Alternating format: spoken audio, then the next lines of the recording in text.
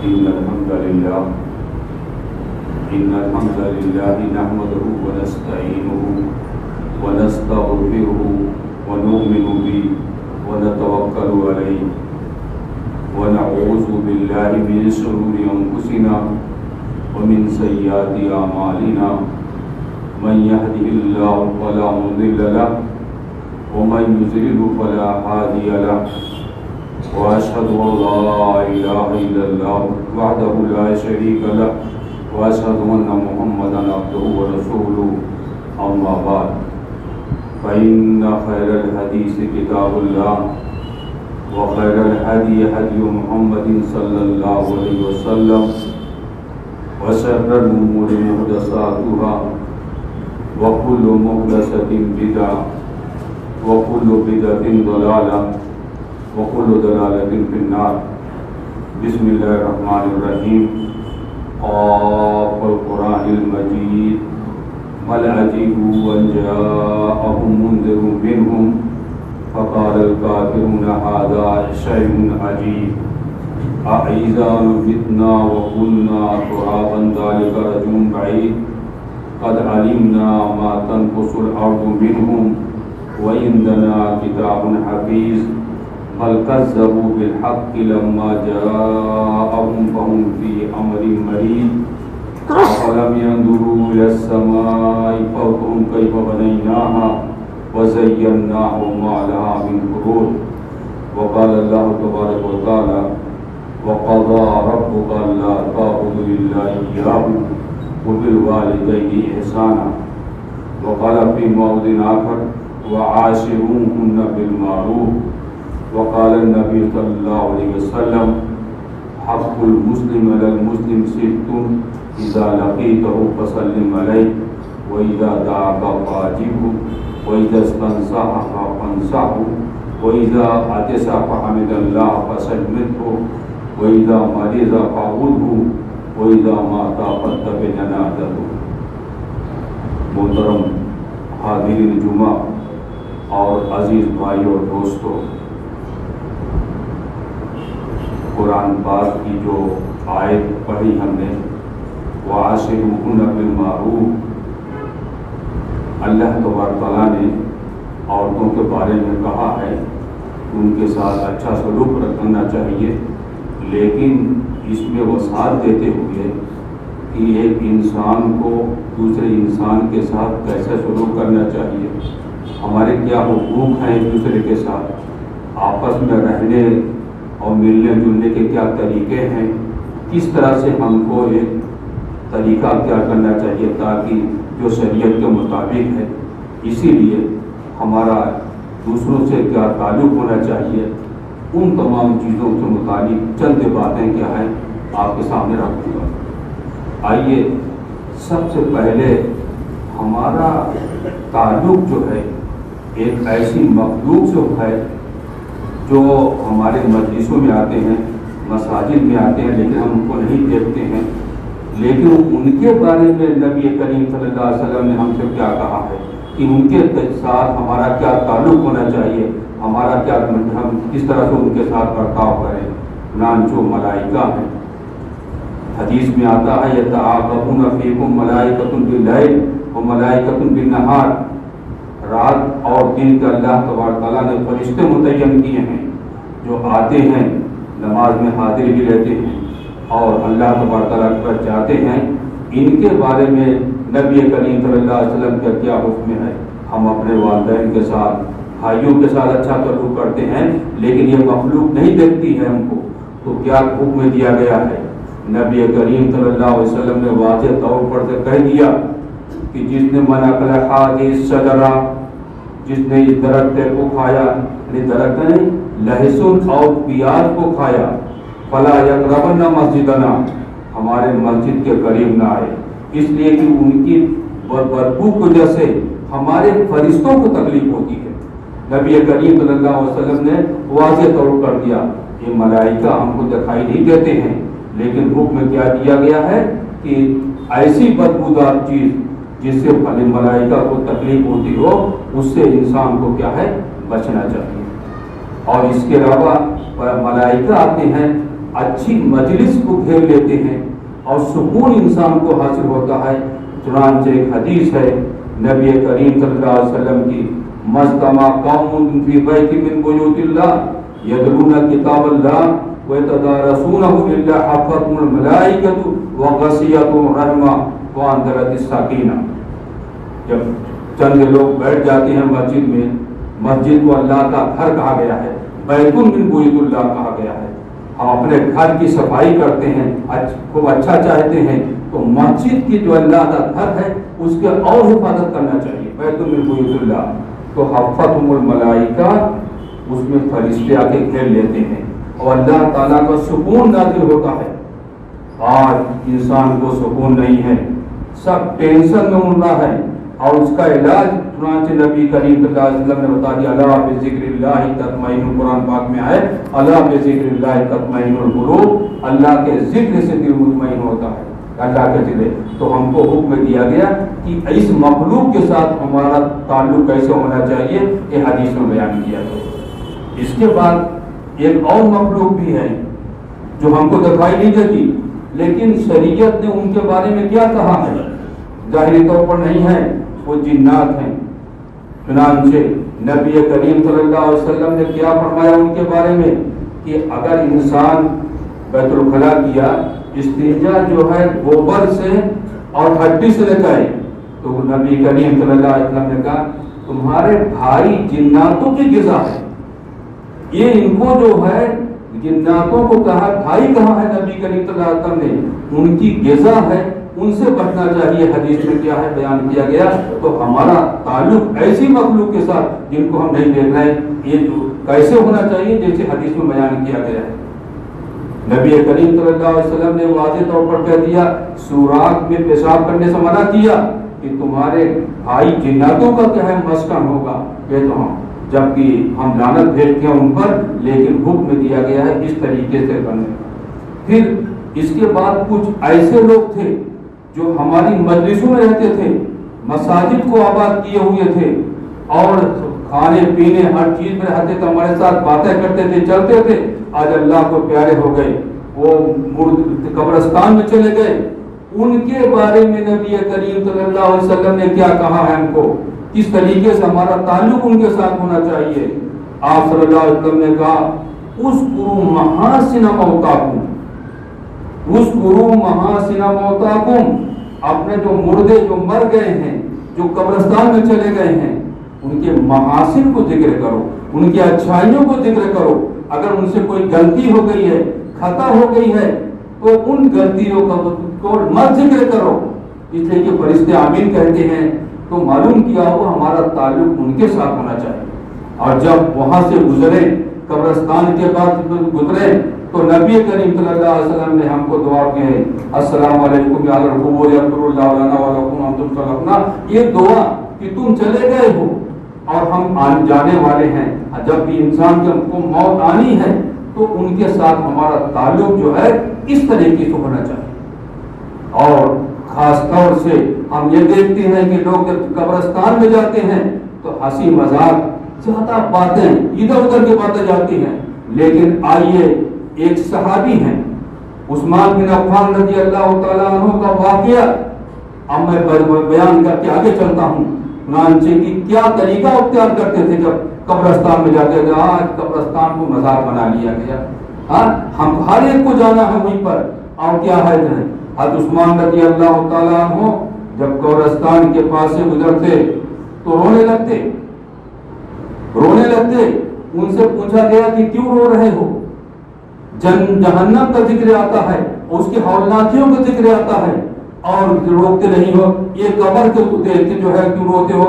کہا نبی کریم صلی اللہ علیہ وسلم نے کہا تھا کہ قبر آخرت کی منزل میں سے پہلی منزل ہے، اور اس منزل میں اگر انسان کامیاب ہو گیا تو اس کے بعد جو منزل ہے آسان ہوگا. اس لیے کہ جیسے دفنا دیا جائے گا اور دفنانے کے بعد واپس آ جاتے ہیں ہمارے رشتے دار، تعلق والے کھانا کھانے لگتے ہیں، بریانی کھانے لگتے ہیں، اس وقت وہ فرشتے آتے ہیں اور سوال کرتے ہیں، اس سوال کا جواب دے دیا اگر کامیاب ہو گیا تو کامیاب آخرت کی زندگی بھی ایک کامیابی ہوگی، اور وہ کیا ہے تمام۔ اسی لیے کیا رونے لگتے تھے اور داڑھی تر ہو جاتی تھی۔ بھائی اور دوستوں، ان کے ساتھ تعلق کیوں ہے اور قبروں پر بیٹھنے سے منع کیا۔ یہاں تک کہ ایک روایت ہے کہ نبی کریم صلی اللہ علیہ وسلم کی کہ قبرستان جاؤ تو جوتے پہن کے مت جاؤ۔ یہ اتنا احترام کیا، خاص کیا گیا ان کے ساتھ کہ وہ بھی ہمارے بھائی تھے اور ان کے لیے دعا کرنے کے لیے کہا گیا۔ اور آئیے ہمارا تعلق ایسے ان کے ساتھ، یہ تو ایسی چیزوں میں ہم کو دکھائی نہیں دی ہے، وہ بات پا چکے ہیں۔ یہ جانوروں کے ساتھ ہمارا تعلق کیا ہونا چاہیے، اس کے بارے میں نبی کریم صلی اللہ علیہ وسلم کا کیا حکم ہے، اس لیے کہ ہمارے ماتحت ہیں، ہم چاہے جو کریں وہ کر سکتے ہیں۔ چنانچہ نبی کریم صلی اللہ علیہ وسلم کی حدیث سن لیجیے آپ۔ نبی کریم صلی اللہ علیہ وسلم نے کہا، ایک بنی اسرائیل میں ایک زانیہ عورت تھی اور وہ پیاسی ہوئی تو تھوڑا سا نیچے کنویں کے اندر گئی اور پانی پیا اس نے، اور اس کے بعد جب اوپر آتی ہے تو دیکھا کہ ایک کتا پیاس سے پریشان ہے اور اپنے زبان کو مٹی میں رگڑ رہا ہے پیاس کی وجہ سے۔ تو اس نے احساس کیا کہ جس طرح سے مجھ کو پیاس لگی تھی اسی طریقے سے اس کو بھی پیاس لگی ہے، تو کتے کو بھی جو ہے، اور وہ جاتی ہے اندر اور اس کے بعد جو ہے موزے میں پانی لے کر آتی ہے اور اس کو پلا دیتی ہے۔ نبی کریم صلی اللہ علیہ وسلم نے کہا اس کا اچھا کام کرنے کی وجہ سے اس کو اللہ تعالیٰ نے معاف کر دیا، اللہ تعالیٰ نے معاف کر اتنا زیادہ۔ تو ان کا جو ہے ساتھ جانوروں کے ساتھ کیا ہے احسان کرنے کا حکم دیا گیا۔ اور اسی کے ساتھ آپ صلی اللہ علیہ وسلم نے ایک واقعہ حدیث بیان کیا کہ ایک عورت تھی، نماز وغیرہ کا اہتمام کرتی تھی اپنے اعتبار سے، کوئی ایسی خراب نہیں تھی، لیکن ایک بلی سے ناراض ہو کر اس کو باندھ دیا، نہ چھوڑا اس کو کہ اللہ تعالیٰ کی رزق کو کھا لے، اور یہاں تک وہ بلی تڑپ تڑپ کر مر گئی۔ نبی کریم صلی اللہ علیہ وسلم نے اس کی وجہ سے اس کو جہنم میں داخل کر دیا۔ تو بھائی اور دوستوں، یہ جانوروں کے ساتھ جو ہے نبی کریم صلی اللہ علیہ وسلم نے بتلا دیا ہم کو کہ ان کے ساتھ ہمارا احسان کیسا ہونا چاہیے۔ آئیے اس کے بعد آگے آئیے، چنانچہ ایک صحابی ہیں حارثہ بن نعمان، حارثہ بن نعمان ایک صحابی ہیں، وہ حضرت فاطمہ رضی اللہ تعالیٰ عنہ کہنے لگی نبی کریم صلی اللہ علیہ وسلم سے کہ آپ ایک صحابی ہیں، ساتھی ہیں حارثہ بن نعمان، ان کی زمین ایک ہے مسجد نبوی سے کے قریب، میں چاہتی ہوں ہم منتقل ہونے کے لیے آپ ان سے کہہ دیجئے کہ وہ دے دیں۔ تو نبی کریم صلی اللہ علیہ وسلم نے کہا اے فاطمہ، اس صحابی نے اللہ تعالیٰ کے راستے میں اتنا خرچ کیا کہ میں اس سے زیادہ اس سے کچھ کہتے ہوئے شرماتا ہوں، میں نہیں کہنے والا ہوں، اتنا زیادہ خرچہ کیا، اس کے بعد میں اس کو کے بارے میں کوئی سفارش کروں، کچھ کہوں۔ یہ صحابی ہیں حارثہ بن نعمان، یہ نبی کریم صلی اللہ علیہ وسلم کے پاس آتے ہیں اور دیکھتے ہیں کہ نبی کریم صلی اللہ علیہ وسلم کھڑے ہیں اور ان کے ساتھ ایک مہمان بھی کھڑا ہے۔ مہمانوں کے ساتھ کیسے تعلق ہونا چاہیے، ہمارا کیسا سلوک ہونا چاہیے، حدیث سنیے آپ۔ ایک مہمان کھڑا ہے اور وہ دور سے دیکھ رہے ہیں، آئے نہیں۔ یہ طریقہ ہے کہ دو آدمی جب گفتگو کرے کہ بغیر اجازت کے تیسرا آدمی نہ آئے، اور طریقہ نہیں ہے کہ آدمی چلا جائے، دو آدمی بات کر رہے ہیں اس میں گھس جائے اور باتیں کرنے لگے۔ وہ دور سے نبی کریم صلی اللہ علیہ وسلم کو دیکھ رہے ہیں کہ یہ آدمی ہٹے تو میں آؤں، یہاں تک کہ نبی کریم صلی اللہ علیہ وسلم کھڑے ہیں اور وہ جو ہے آدمی جو ہے وہ بھی کھڑا ہے۔ چنانچہ دیر ہو گئی، یہاں تک کہ وہ انتظار کرتے کرتے کرتے واپس چلے گئے۔ بعد میں آئے تو نبی کریم صلی اللہ علیہ وسلم نے کہا حارثہ بن نعمان سے، میں تم کو دیکھا لیکن ہمارا مہمان کھڑا تھا اس لیے میں مناسب نہیں سمجھا کہ اس کے موجودگی میں بیٹھوں۔ جانتے ہو کون مہمان تھا؟ وہ جبریل امین تھے، وہ فرشتوں کے سردار جبریل امین تھے۔ میں مناسب نہیں سمجھا کہ وہ کھڑے ہیں تو میں بیٹھ جاؤں، اور تمام میں نے تم کو دیکھا۔ اور جانتے ہو جبریل امین کس لیے آئے تھے؟ میرے ساتھ آئے کہ پڑوسیوں کے ساتھ اس نے سلوک کرنے کا، पड़ोसियों के साथ अच्छा बर्ताव करने का, इसलिए कि आज पड़ोसियों के साथ जो है उसने सलूक अच्छा बर्ताव इंसान का नहीं है, और उसके लिए जिब्रील अमीन आए थे और नबी करीम सल्लल्लाहु अलैहि वसल्लम से बातें कर रहे थे। ये है और कहा कि मैं तो ये समझा कि कहीं पड़ोसियों को भी विरासत में हिस्सा न दिला दें। ये तमाम चीज जो है, तो भाइयों दोस्तों, हमारा ताल्लुक पड़ोसियों के साथ कैसे होना चाहिए हम तो हर तक जानते हैं। जब ये ऐसे लोगों से हमारा अच्छा ताल्लुक रहेगा तो इसके बाद एक सवाल माशरा होगा।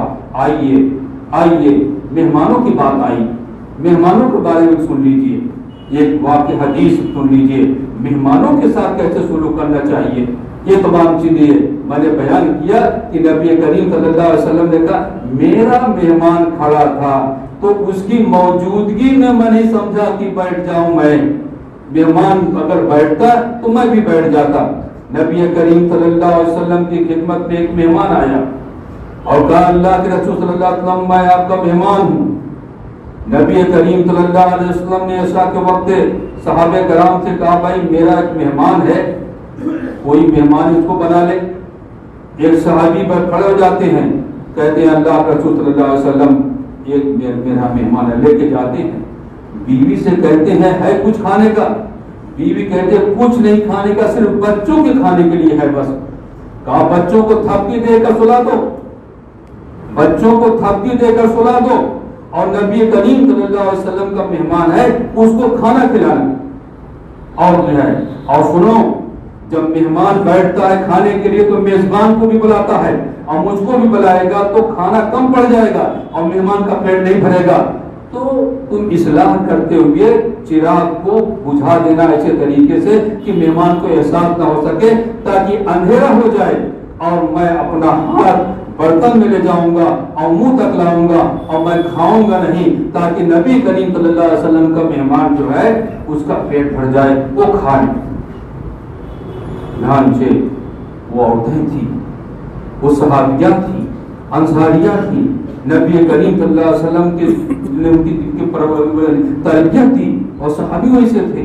आज की औरतें होती तो वो हंगामा करती कि निकल के घर से बाहर जा चली जाती और कहती मेहमान को जाके किसी होटल में कर मिला दो, ये तमाम चीजें। लेकिन सुनिए वैसे ही किया जैसे उनके शौहर ने कहा, नाचे खा लिए।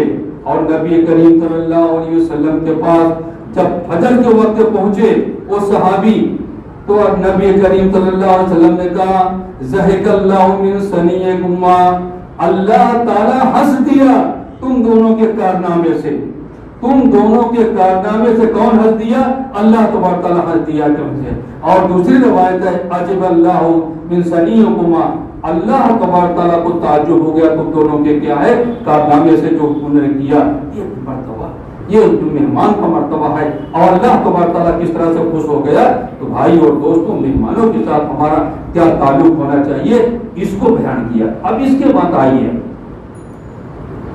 हमारे जो खास रिश्तेदार हैं, बाप हैं, भाई हैं, बहन हैं, और इसके अलावा तो इनके साथ रहते हैं, हम मिलते जुलते रहते हैं, अच्छा ताल्लुक रहता है। मिस्कीनों के साथ क्या हमारा ताल्लुक होना चाहिए, इसलिए कि जहाँ पर अल्लाह तबारक तआला ने मालदारों को पैदा किया, उनका दौलत है, वहाँ पर मिस्कीन और फुकरा भी को अल्लाह तबारक तआला ने दिया ताकि इंसानों को आजमाए। एक हदीस है अब्दुल्लाह बिन मसऊद रज़ियल्लाहु तआला अन्हु की, कि अय्युहन्नास अफ्शुस सलाम वअतिमुत ताम वसिलुल अरहाम वसल्लु बिल्लैलि वन्नास नियाम तदखुलुल जन्नता बिसलाम। अब उम्मी तौर पर हमारा ताल्लुक लोगों के साथ कैसे होना चाहिए, नबी करीम सल्लल्लाहु अलैहि वसल्लम ने कहा, बयान किया तरीका जन्नत में दाखिल होने का, और ये भी तमाम जो है इंसानों से ताल्लुक से मुताबिक है। अय्युहन्नास अफ्शुस सलाम, ऐ लोगों सलाम को आम करो, सलाम को आम करो एक दूसरे के साथ। अभी तो मैंने कुछ चीजों को बयान किया, सलाम को आम करना, इससे मोहब्बत पैदा होती है सलाम को आम करने से। अल्लाह तबारक व तआला नबी करीम सल्लल्लाहु अलैहि वसल्लम से सलाम करता है, अस्सलामु अलैका या अय्युहन नबी व रहमतुल्लाहि व बरकातहू। कौन? अल्लाह तबारक तआला। नबी करीम सल्लल्लाहु अलैहि वसल्लम अल्लाह ताला के सलाम का जवाब देते हैं, वालेकुम अस्सलाम व रहमतुल्लाहि व बरकातहू, सलाम अलैना, अस्सलाम अलैना व अला इबादिल्लाहि स्वालिहीन। तो अल्लाह तबारक तआला करता है। चुनांचे जिब्रील अमीन नबी करीम सल्लल्लाहु अलैहि वसल्लम के पास आए और कहा कि अय अल्लाह के रसूल सल्लल्लाहु अलैहि वसल्लम, हजरत खदीजा रज़ी अल्लाह तआला अन्हा आ रही हैं और आपको चुरा के छिपा के कुछ खाने के लिए ला रही हैं मक्के की जिंदगी में। जब वो आए तो अल्लाह का सलाम कहना, उनको अल्लाह का सलाम कहना और मेरा भी सलाम कहना और मेरा भी सलाम करना। तो सलाम को आम करने का हुक्म दिया गया है। एक मुसलमान का दूसरे मुसलमान पर जो हक है, हम कैसे साथ मुआशरत अख्तियार कर सकते हैं? हक क्या है? अफसुस सलाम ना सलाम को लकीको फसल्लिम अलैहि। एक मुसलमान जब दूसरे मुसलमान से मिले तो क्या करे? सलाम करे। इस तरह अल्लाह तबारक व तआला ने जो रूह फूकी आदम अलैहिस्सलाम के अंदर रूह फूकी, कहा सुनो वो फरिश्तों की जमात है, जाओ वहां पर अस्सलाम वालेकुम कहना, अस्सलाम वालेकुम रहमतुल्लाह कहना, और जो जवाब देंगे वही तुम्हारी ज़ुर्रियत का क्या है तो आप होगा। तो भाई और दोस्तों, ये सलाम को आम करने का हुक्म दिया गया। तो सलाम वातिमुत्ताम, और खाना खिलाना। खाना खिलाना किसको?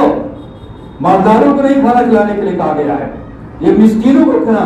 वहाँ मसाइल फला तनहर, साइल को मत झिड़को, हाँ साइल को मत झिड़को। चुनांचे कुरान पाक में अल्लाह तबारक ने कहा वमा सलककुम फी सकर कालू लम नकुम मिनल मुसल्लीन वलम नकुन नुतिमुल मिस्कीन। जन्नती जहन्नमियों को देखेंगे, जन्नती जहन्नमियों को देखेंगे और पूछेंगे क्यों तुम जहन्नम में चले गए? तो जहन्नमी कहेंगे लम नकुम मिनल मुसल्लीन, हम नमाज नहीं पढ़ते थे, वलम नकुन नुतिमुल मिस्कीन, मिस्कीनों को मुहताजों को हम खाना नहीं खिलाते थे और इसकी वजह से हम जहन्नम में चले गए हैं। तो भाइयों, अफसुस सलाम वातिमुत्ताम खिलाने के लिए हुक्म दिया गया है। जब हम समाज में रहते हैं, आपस में रहते हैं, तो हर तरह के लोग हम उनके लिए हुक्म दिया गया है। वसीलुल अरहाम, किराबतदारों के साथ सिला रहमी करना चाहिए। किराबतदारों में सब आ गए, आपके भाई आ गए, बहन आ गई, तमाम आ गए, चचा आ गए, रिश्तेदार आ गए, इनके साथ क्या है? अच्छा ताल्लुक के लिए हुक्म दिया गया। वसीलुल अरहाम, और जो सबसे पसंद करता है, हर एक इंसान पसंद करता है कि उम्र बढ़ जाए और रोजी में ज्यादा हो जाए, अल्लाह ताला रोजी में वो साथ अदा करे। तो नबी करीम अपने किराबतदारों के साथ अच्छा सलूक करो। किराबतदारों के साथ अच्छा सलूक करने के लिए नबी करीम ने कहा। तो ये जो है, और वसल्लु बिल्लैल वन्नासु नियाम तदखुलुल जन्नत बिसलाम, और रात की नमाज अख्तियार करो, रात की नमाज को अख्तियार करो। और जो 60 साल की उम्र को पहुंच गया उनको तो जरूरी है, वो अपना वक्त बेकार के लिए जो है रात में जो है जाग के दूसरों से बात करके जाय करते हैं। अपने वक्त को मत जाय करो, पता नहीं कब आखिरी वक्त आ जाता है। अल्लाह तबारक नबी करीम सल्लल्लाहु अलैहि वसल्लम नबी के हदीस है वसल्लु बिल्लैल वन्नासु नियाम, रात की नमाज पढ़ो, तदखुलुल जन्नत बिसलाम, जन्नत में सलामती के साथ दाखिल हो गए। दोस्त अहबाब, कोई काम नहीं देगा। मरने के बाद जो हम अमल करेंगे वही अमल हमको अल्लाह तबारक तआला के यहाँ काम देगा। तमाम चीजें भाइयों मैं बयान किया। अब बुराई अगर पाई जाए, अवाम में कोई बुराई पाई जाए, समाज में बुराई पाई जाए, उसके बारे में नबी करीम सल्लल्लाहु अलैहि वसल्लम ने क्या हुक्म दिया और क्या तरबियत इंसान को होने देने के हुक्म दिया। अपने बच्चों को 7 साल के हो जाए तो मारो, नमाज ना पढ़ने पर, उन्हें हुक्म तो नमाज का। और जब 10 साल के पहुंचा हुआ मारो उनको, 10 साल के पहुंच जाए और नमाज ना पढ़ें, तो मालूम क्या हुआ? इंसान को एक समाज में रहने के लिए जो हुक्म दिया गया है, एक अच्छी तरबियत दी गई है, नबी करीम सल्लल्लाहु अलैहि वसल्लम ने दी है। और 7 साल पर जो है आगे जो हुक्म देने का नमाज का हुक्म दिया जाए और मारा जाए 10 साल पर, तो एक अच्छी तरबियत होगी, एक स्वालिह माशरा पैदा होगा और दिन में हर चीज कामयाब होगा। आइए नबी करीम सल्लल्लाहु अलैहि वसल्लम की एक हदीस बयान करके अपनी बात को हम खत्म करते हैं। नबी करीम सल्लल्लाहु अलैहि वसल्लम ने कहा कि अगर इंसान में, समाज में कोई बुराई पैदा हो जाए तो उसकी मिसाल आपने दिया कैसे करना कि कुछ लोग, एक कश्ती है, उसके नीचे हिस्से पर बैठे हुए हैं और ऊपर हिस्से पर, और नीचे वाले पानी लेने के लिए ऊपर जाते हैं और ऊपर वाले कहते हैं कि मत आओ, रोकते हैं। तो नीचे वाले कश्ती में सुराख करने लगे کہ پانی تو قریب ہے، ہم اس طرح سے لیں گے، جب اگر اوپر والے اور تمام کشتی والے اگر نہیں مل کے اس کو روکیں گے تو کیا ہوگا؟ کشتی ڈوبے گی، تمام کے تمام ڈوبیں گے۔ تو اس لیے معلوم ہوا کہ اگر برائی پائی جائے، سماجی برائی پائی جائے، اس کو روکنا، امر بالمعروف والنہی عن المنکر کا حکم دینا جو ہے یہ ہر ایک پر ضروری ہے۔ انسان کو اس کے علم کے اعتبار سے جو ہے یہ نبی کریم صلی اللہ علیہ وسلم نے بیان کیا۔ اور اسی طریقے سے سماج میں مساوات ہونا چاہیے، عدل و انصاف ہونا چاہیے۔ اگر عدل و انصاف ہوا تو ایک معاشرہ جو ہے بہترین اسلامی معاشرہ ہوگا۔ ایک حدیث بیان کرتا ہوں، ایک عورت قریش کی چوری کرتی ہے، اب قریش کا معاملہ ہے، چنانچہ اسامہ رضی اللہ تعالیٰ عنہ کو جو نبی اکرم کے بہت محبوب تھے، پیارے تھے، ان کو بھیجا جاتا ہے نبی اکرم کے پاس کہ سفارش کر دیجیے کہ اس کا ہاتھ نہ کاٹا جائے، ہاتھ نہ کاٹا جائے، جبکہ حکم ہے کہ چوری کرنے والے کا ہاتھ کاٹ لیا جائے۔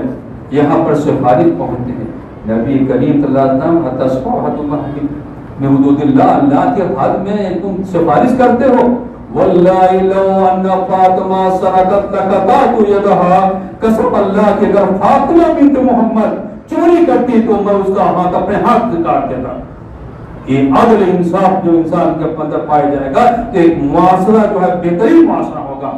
آج یہ عدل ختم ہے، آج بڑے سے بڑے، بوڑھے سے بوڑھے، ان کے اندر انصاف ختم ہو گیا ہے، اور جب انصاف ختم ہو گیا تو اللہ تبارک تعالیٰ کی لعنت کے مستحق ہوتے جا رہے ہیں لوگ جو ہے۔ اور جو مصیبتیں اور پریشانیاں انسانوں پر، مسلمانوں پر آئی ہیں، ان کے اعمال کی وجہ سے بدتر کیا جا رہا ہے۔ جب یہ کریم صلی اللہ علیہ وسلم سے پوچھا گیا انہلک فینا الصالحون، اے اللہ کے رسول صلی اللہ علیہ وسلم کیا ہم ہلاک ہو جائیں گے اور ہم میں نیک لوگ پائے جائیں گے؟ قال نعم اذا کثر الخبث، ہاں جب برائیاں بڑھ جائیں گی، بدکاریاں بڑھ جائیں گی، زنا عام ہو جائے گا، برائی ہو جائے گی، تو نیک لوگوں کی موجودگی میں اللہ تبارک تعالیٰ ہم کو ہلاک کرے گا۔ تو بھائیو دوستو، انسان کی زندگی ہے، یہ زندگی کو غنیمت سمجھیے، مرنے کے بعد کوئی چیز عمل جو ہے کام نہیں دے گا جو آپ نے زندگی میں عمل نہیں کیا ہے۔ اب آخر میں دعا ہے کہ اللہ تبارک تعالیٰ ہمیں دین اسلام کے سمجھنے کی توفیق عطا فرمائے۔ وآخر دعوانا الحمد للہ رب العالمین۔